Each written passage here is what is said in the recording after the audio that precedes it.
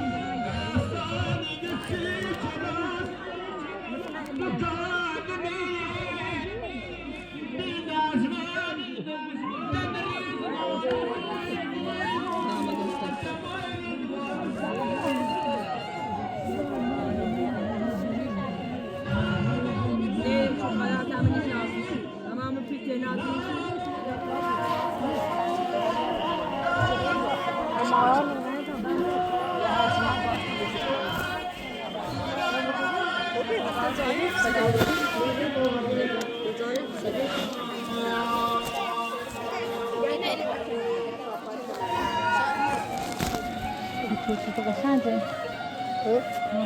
قشنگه نه. اون تو خود تازه رو بدن.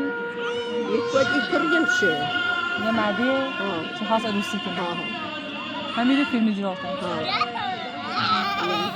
جوای چی دومه؟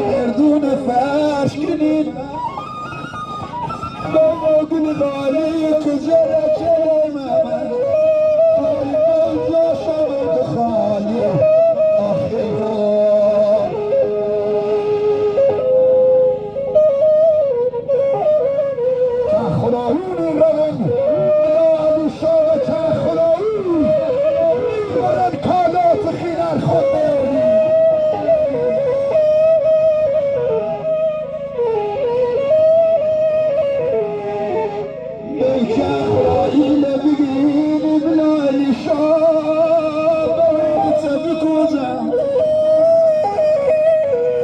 دوران خبي جرو دوران خبي جرو ستار داشت ماتا روحشان شاد و یادشان گرامی. هوا سرده، عزیزان اذیت شدن، بیشتر از این تصفیه وقت نکنم. از هنرمند محبوب و نام آشنای لرزبان استاد اسواج عزیزم که بر ما مهمانن، استاد برفی نژاد عزیزم، جمعه متعلق به امام الزمان. السلام علیک یا صاحب الزمان یا شریک القرآن.